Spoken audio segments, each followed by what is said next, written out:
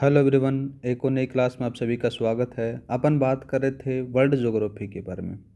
World geography में के अंदर से अपन पढ़ रहे थे किसके बारे में, अफ्रीका महाद्वीप के बारे में देख रहे थे। अफ्रीका महाद्वीप में जो आपके एग्जाम ओरिएंटेड चीज़ें हैं उन्हीं के बारे में अपन अध्ययन कर रहे हैं। ऐसा नहीं है कि अपन बहुत सारे पेज भर दें, पेज भरने वाला अपन काम नहीं करते। लास्ट वीडियो में बात करें तो लास्ट वीडियो में अपन नदियों के बारे में देख रहे थे। नील नदी अपन देख चुके थे। अब बात करते हैं अफ्रीका महाद्वीप की दूसरी नदी आती है जिसका नाम आता है कांगो। कौन सा आता है? कांगो। कांगो को एक नाम और जाना जाता है जिसको कहते हैं जायरे नदी। क्या कहते हैं? जायरे नदी भी इसको कहा जाता है। इसके बारे में अपन देखने वाले हैं। तो बात की जाए कांगो या फिर जायरे नदी के बारे में बात करें ना गाइज, तो जो अफ्रीका महाद्वीप जब आप पढ़ते हो तो अफ्रीका महाद्वीप के अंदर से अपवाह की दृष्टि से सबसे बड़ी नदी मानी जाती है। कौन सी? कांगो या फिर जायरे नदी। यहाँ पर क्या लिखोगे गाइज? यहाँ पर लिखो अपवाह की दृष्टि से, अपवाह की दृष्टि से अफ्रीका की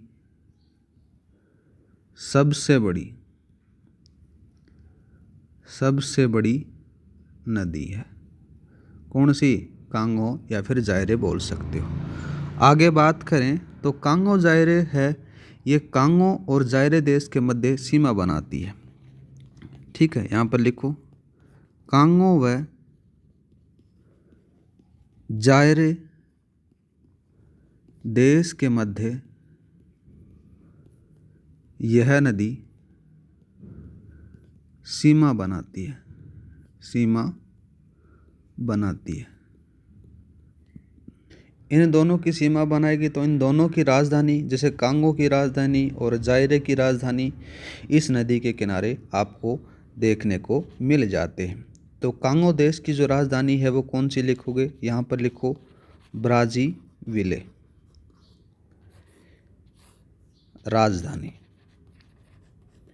राजधानी इस नदी के तट पर है।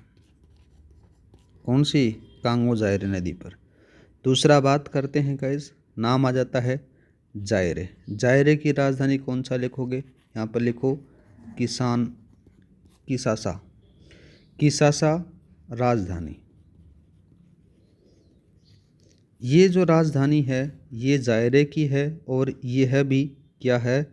इस नदी के किनारे है, इस नदी के तट पर है।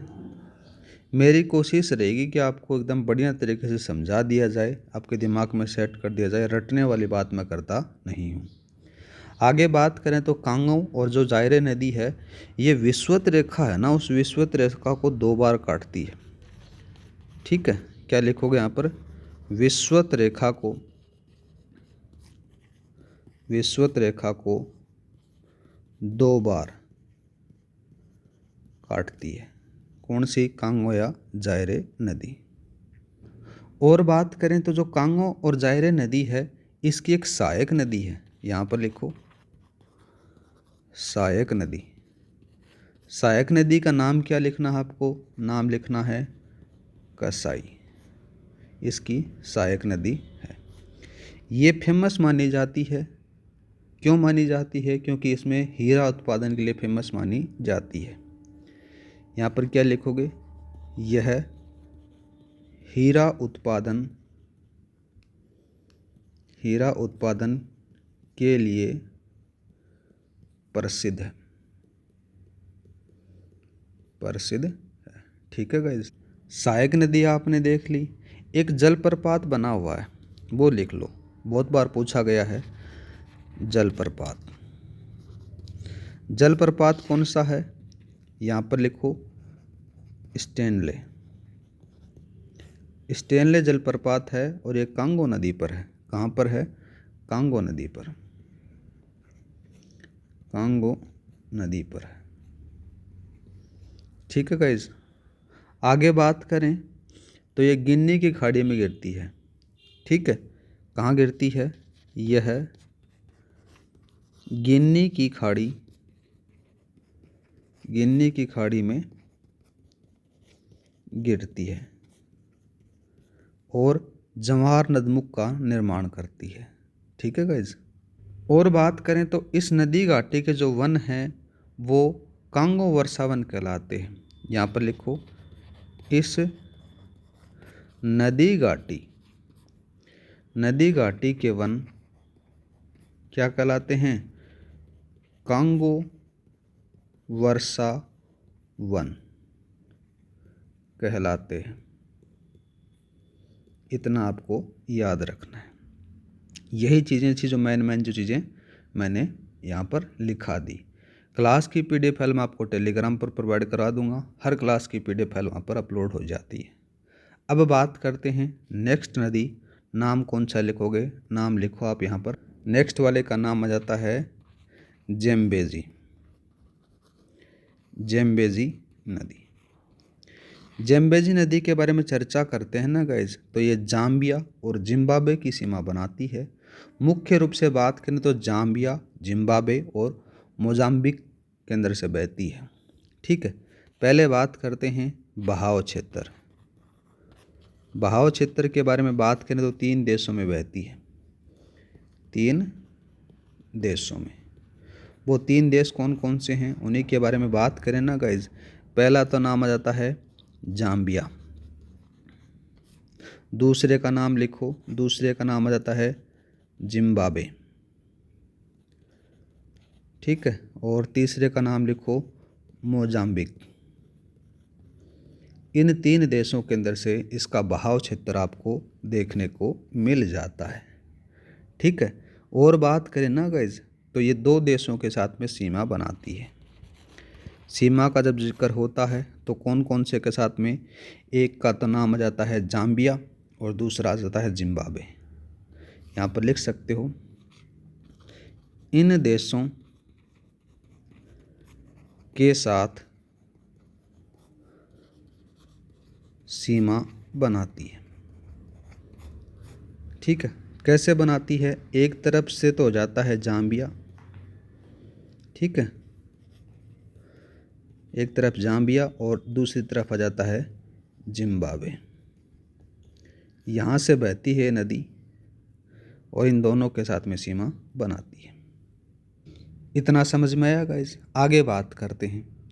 जब आप इस नदी को पढ़ते हो या फिर देखते हो तो आपको यहाँ पर एक जलप्रपात देखने को मिलेगा। क्या मिलेगा? जलप्रपात। जलप्रपात का नाम आपको याद रखना है। क्या नाम आ जाता है? विक्टोरिया जलप्रपात आपको देखने को मिल जाता है। और बात करें तो ज़ेम्बेजी जो नदी है, इस नदी के ऊपर एक बांध बना हुआ है। बांध का नाम आपको क्या याद रखना है? करीबा बांध है। करीबा बांध फेमस माना जाता है। क्यों माना जाता है? क्योंकि अफ्रीका महाद्वीप का सबसे बड़ा जल विद्युत उत्पादक केंद्र ये है। यहाँ पर क्या लिखोगे? अफ्रीका महाद्वीप का सबसे बड़ा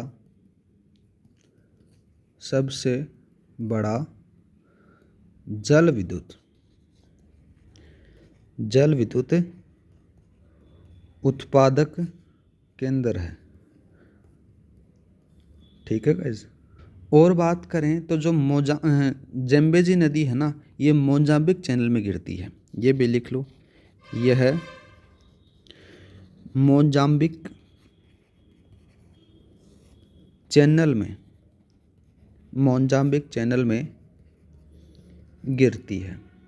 और ये चैनल है कहाँ पर? और भी याद रखो ना तो ज़्यादा याद रखना, हिंद महासागर में। हिंद महासागर के अंदर से ये नदी गिर जाती है। ठीक है। आगे बात करते हैं। नेक्स्ट नदी का नाम लिखो। नाम आ जाता है, कौन सा लिखोगे? लिम्पोपो। इससे सवाल पूछे गए हैं RPSC के द्वारा। अब जैसे अपन ने क्या देखा कि कांगो जो जायरे नदी है वो विषुवत रेखा को 2 बार काटती है, और जो लिम्पोपो नदी है ना, ये नदी क्या करती है? मकर रेखा को 2 बार काटती है। और अपने राजस्थान में जब अपन पढ़ते हैं कर्क रेखा को 2 बार काटने वाली नदी, उसका नाम है माही नदी। वो राजस्थान के अंदर ही काटती है, उल्टे यू आकार का निर्माण करती है। जब आप इंडियन राजस्थान ज्योग्राफी पढ़ते हो तो उसमें आपको पता चलता है। तो इसी के बारे में अपन चर्चा करने वाले हैं। नाम आ जाता है लिम्पोपो। ये मुख्य रूप से बात करें ना तो पहला तो नाम आ जाता है बोत्सवाना। बोत्सवाना व दूसरा नाम लिखो, नाम आ जाता है जिम्बाब्वे। जिम्बाब्वे की सीमा यह नदी बनाती है। कौन सी? लिम्पोपो। और बात करें, मकर रेखा को 2 बार काटती है। मकर रेखा को 2 बार काटती है, 2 बार काटती है। कौन सी? लिम्पोपो नदी आ जाती है। और बात करें इसी के साथ में, दक्षिणी अफ्रीका में बहती है। दक्षिणी अफ्रीका देश में बहती है। कौन सी? लिम्पोपो नदी आ जाती है। और बात करें तो इसका समापन कहाँ पर हो जाता है, तो यहाँ पर लिखो हिंद महासागर में। हिंद महासागर में गिरती है, या फिर बोल सकते हो वहाँ पर जवार नदमुख का निर्माण करती है। बस इतना ही आपसे पूछा जाएगा। आगे बात करते हैं, नेक्स्ट नदी का नाम आ जाता है नाइजर नदी। नाइजर नदी, जिक्र करते हैं नाइजर नदी के बारे में तो इसको पाम तेल की नदी भी कहा जाता है। पहले बात करते हैं इसका अन्य नाम। अन्य नाम आपको क्या लिखना है, यहाँ पर लिखो पाम तेल की नदी इसको कहा जाता है। क्या कहा जाता है? पाम तेल की नदी। क्या कहते हैं गाइस, इसको पाम तेल की नदी कहा जाता है। नाम से ही पता चल रहा है नाइजर। नाइजर है तो नाइजीरिया देश में बहती है। यहाँ पर क्या लिखोगे, यह है नाइजीरिया। नाइजीरिया देश में बहती है। कौन सी? नाइजर नदी। ठीक है। आगे बात करें तो इस नदी के तट के ऊपर जो एक नाम आ जाता है माली देश स्थित है। यहाँ पर लिखो, इसके तट पर माली देश है। एक माली देश आपको न देकर क्या देखने को मिलेगा, नाम याद रखना, टिम्बकटू नगर। ये देखने को मिल जाता है, क्या मिलेगा? टिम्बकटू नगर। ये भी देखने को मिल जाता है। ये माली देश का ही है, याद रखना। इस नदी के अंदर से क्या होता है, इस नदी के डेल्टा में सर्वाधिक सघन मैंग्रोव वनस्पति पाई जाती है। तो यहाँ पर क्या लिखोगे, यहाँ पर लिखो गाइस, इस नदी के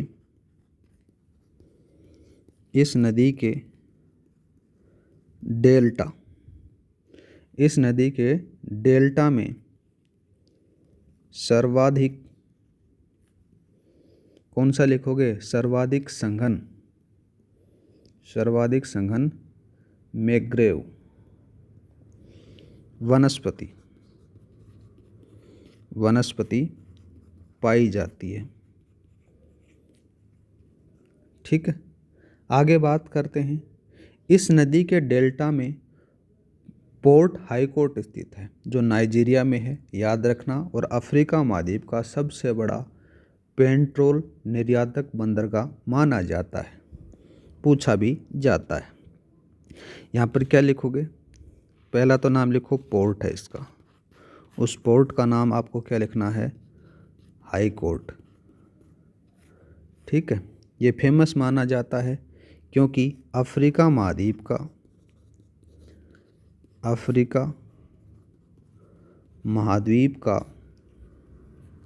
सबसे बड़ा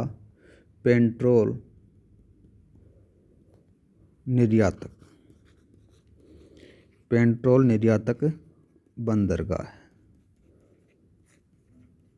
ठीक है गाइस।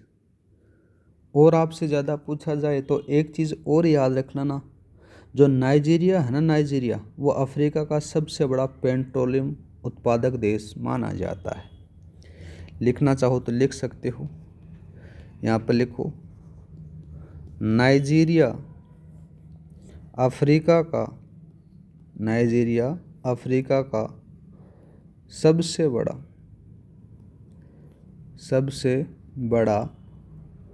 पेट्रोलियम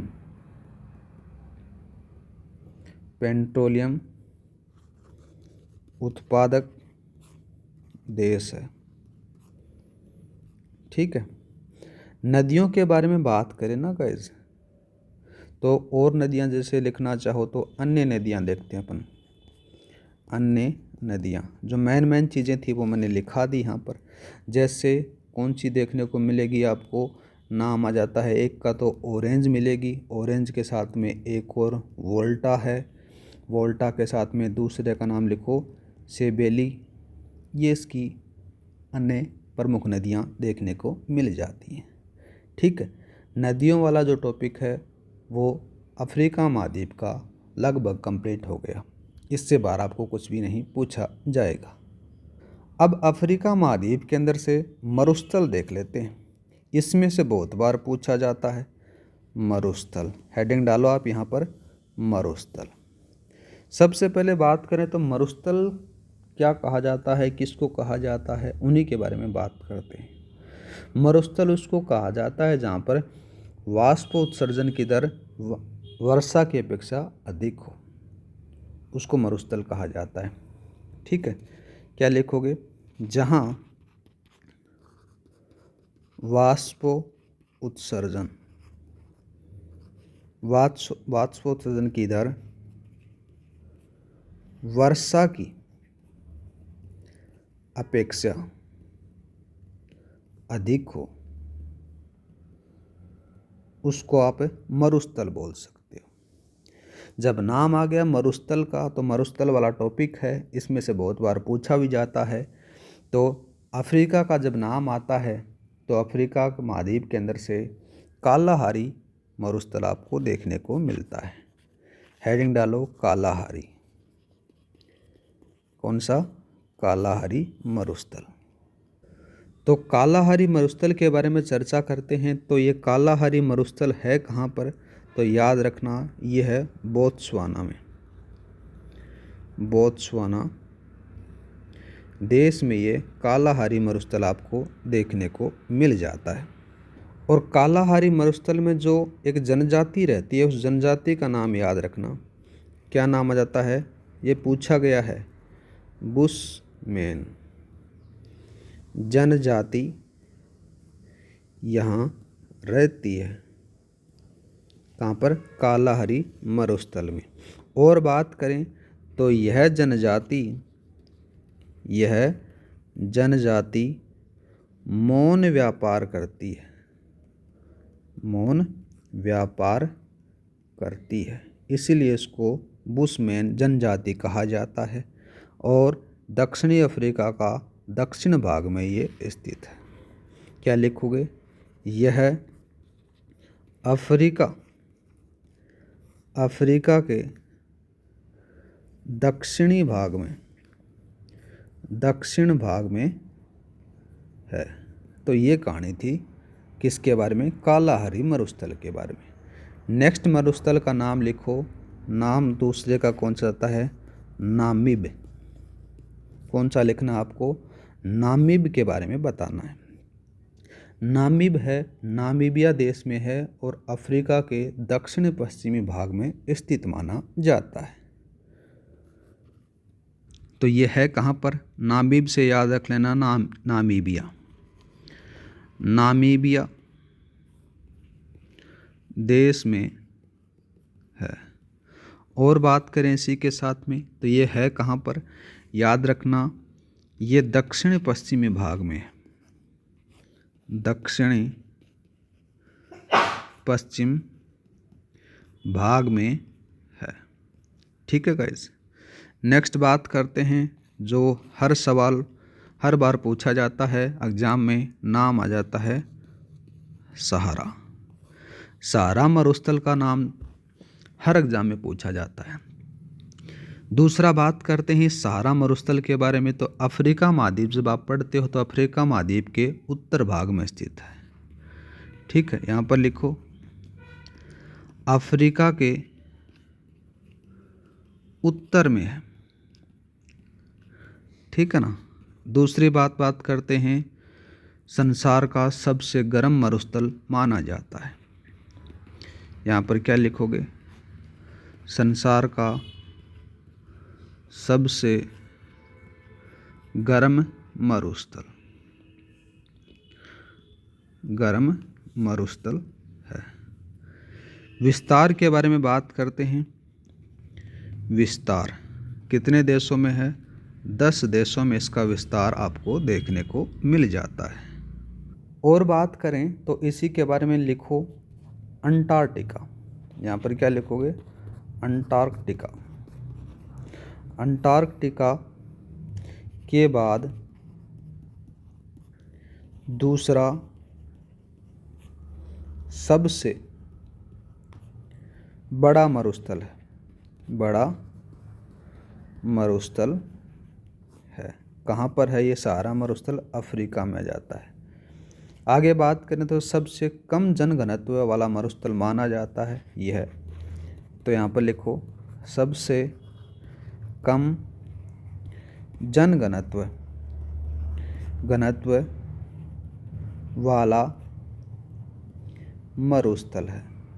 जनघनत्व का समझ गए होंगे मतलब ये है कि सबसे कम जनसंख्या इसमें निवास करती है। नेक्स्ट बात करते हैं। नेक्स्ट कौन सा लिखोगे? नाम यहाँ पर लिखो न्यूबियन। कौन सा लिखना है? न्यूबियन लिखना है। नया मरुस्थल है, याद रखना। ये मिस्र देश में स्थित है, मिस्र देश में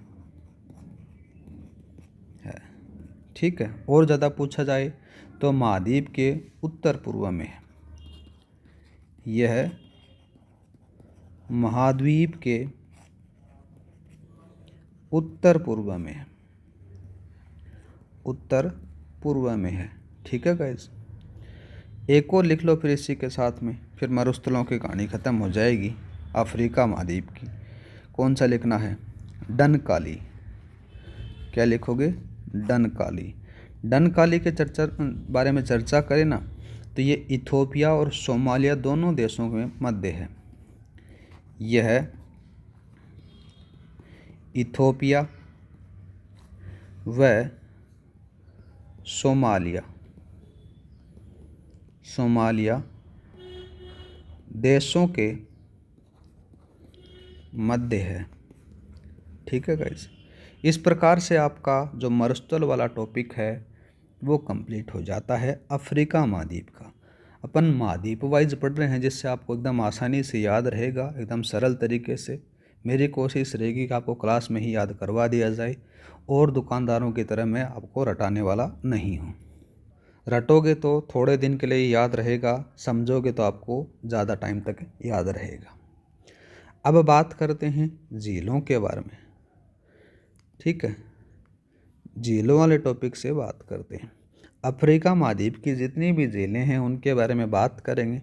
जब नाम आ गया अफ्रीका महाद्वीप का तो उसमें सबसे ज़्यादा नाम आता है किसका? विक्टोरिया का।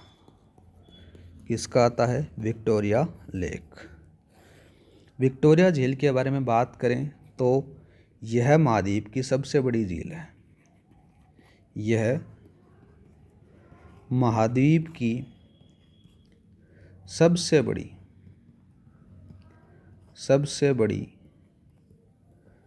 झील है। कौन सी? विक्टोरिया झील। दुनिया की तीसरी सबसे बड़ी मीठे पानी की झील भी इसको माना जाता है। लिखो यहाँ पर दुनिया की सबसे, या फिर लिखो दुनिया की तीसरी सबसे बड़ी मीठे पानी की झील है। कौन सी? विक्टोरिया। विषुवत रेखा पर स्थित है। क्या लिखना है आपको? विषुवत रेखा पर स्थित है। कौन सी? विक्टोरिया झील। 3 देशों के साथ में सीमा लगती है। यहाँ पर लिखो 3 देशों के साथ सीमा लगती है। कौन कौन से 3 देश हैं? एक का नाम तो आ जाता है केन्या, दूसरे का नाम लिखना है आपको तंजानिया, तंजानिया के बाद में एक और नाम लिखना है युगांडा। ये 3 देश हैं जो इसके साथ में सीमा बनाते हैं।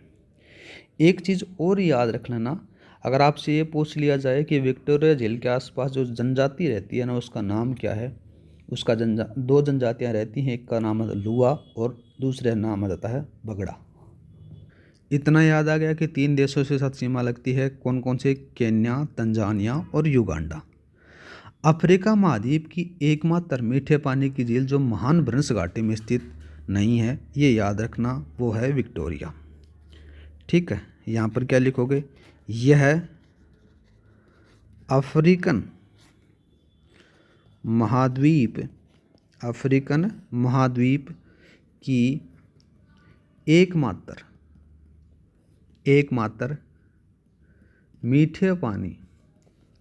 मीठे पानी की झील जो महान भ्रंश घाटी में स्थित नहीं है। ठीक है, इतना याद रखना। विक्टोरिया झील के बारे में इतना ही काफ़ी है। नेक्स्ट आती है, दूसरे का नाम कौन सा लिखोगे? दूसरे का लिखो टेंगानिका। टेंगानिका झील के बारे में चर्चा करते हैं। जब नाम आ गया टेंगानिका झील का, तो इसके बारे में बात करें ना तो अफ्रीका की दूसरी सबसे बड़ी मीठे पानी की झील मानी जाती है। पहले नंबर पर कौन सी आएगी? विक्टोरिया आएगी, दूसरे पर आ जाती है टेंगानिका। तो यहाँ पर क्या लिखोगे? यहाँ पर लिखो कि अफ्रीका की दूसरी सबसे बड़ी मीठे पानी की झील कौन सी है? टेंगानिका मानी जाती है। अफ्रीका महाद्वीप की सबसे गहरी और संसार की दूसरी सबसे गहरी झील में माना जाता है इसको। तो ठीक है, यहाँ पर क्या लिखोगे? यहाँ पर लिखो अफ्रीका महाद्वीप की सबसे गहरी व संसार की दूसरी सबसे गहरी झील है। कौन सी? टेंगानिका। इतना याद रखना। बात करते हैं इसका विस्तार का जब जिक्र होता है तो 4 देशों में आपको देखने को मिलता है। कितने देशों में मिलेगा? 4 देशों में। कौन कौन से 4 देश हैं? एक का तो नाम आ जाता है तंजानिया, तंजानिया के बाद में दूसरे का नाम लिखोगे बुरुंडी, तीसरे का लिखोगे जायरे और चौथे का लिखना है आपको जाम्बिया। ये 4 देश हैं जिसके अंदर से इस झील का विस्तार आपको देखने को मिल जाता है। और बात करते हैं अफ्रीका महाद्वीप की अन्य मीठे पानी की झीलें। यहाँ पर लिखो अन्य मीठे पानी की झील या फिर झीलें कौन कौन सी हैं अफ्रीका महाद्वीप की? तो एक का तो नाम आ जाता है, कौन सा लिखोगे? एडवर्ड आता है, एडवर्ड झील। ठीक है, एडवर्ड झील के बाद में एक और का नाम लिखो एल्बर्ट झील, ये भी मीठे पानी की है। ठीक है, तीसरे का लिखो नहासा, ये कहाँ पर है? मलावी में है, ये थोड़ा सा याद रखना। एक और लिखो, फिर एक और आ जाता है टाना झील है, ये इथोपिया में आ जाती है। और एक और लिखो रुकवा रुकवा झील तंजानिया में है। ये फेमस मानी जाती है कोयले के उत्पादन के लिए, याद रखना। ठीक है, एक और लिखो जिसका नाम आ जाता है जिबूती देश में है, और अफ्रीका का निम्नतम बिंदु जिसको कहा जाता है उसका नाम आ जाता है अससाल झील। ठीक है, ये कहाँ पर है? ये जिबूती देश में, और अफ्रीका महाद्वीप का सबसे निम्नतम बिंदु माना जाता है। आगे बात करते हैं, जब झीलों का जिक्र होता है तो यहाँ पर आपको एक चीज़ देखने को मिलेगी, नाम आता है उसका वोल्टा झील। वोल्टा झील के बारे में जिक्र करते हैं तो अफ्रीका महाद्वीप की सबसे बड़ी कृत्रिम मीठे पानी की झील है, और घाना देश में स्थित आ जाती है। ठीक है, कैसे आ जाती है? कृत्रिम झील। दूसरा बात करें मीठे पानी की, और बात करें सबसे बड़ी है, और है कहाँ पर? तो याद रखना ये है घाना देश में। ठीक है गाइस, ये है वोल्टा झील के बारे में।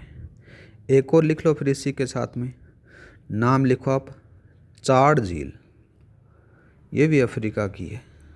चाड झील के बारे में बात करें तो अफ्रीका महाद्वीप की सबसे बड़ी खारे पानी की झील मानी जाती है, और चाड देश के अंदर है, सहारा के मरुस्थल में इसको माना जाता है।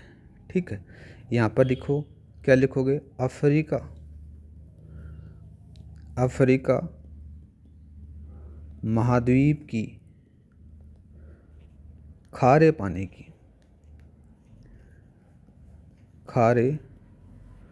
पानी की सबसे बड़ी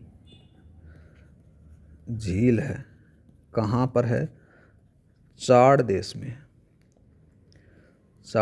में है, और बात करें तो सहारा मरुस्थल में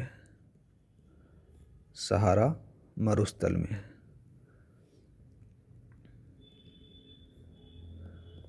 ठीक है गाइज, इस प्रकार से आपका जो झीलों वाला टॉपिक है अफ्रीका महाद्वीप का वो कंप्लीट हो जाता है।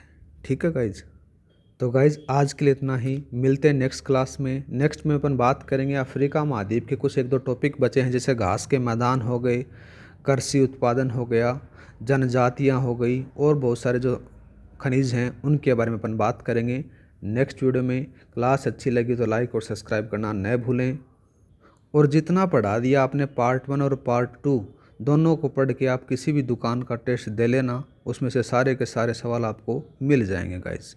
आज के लिए इतना ही। जय हिंद, जय भारत। क्लास की PDF फाइल मैं आपको टेलीग्राम पर प्रोवाइड करा दूंगा।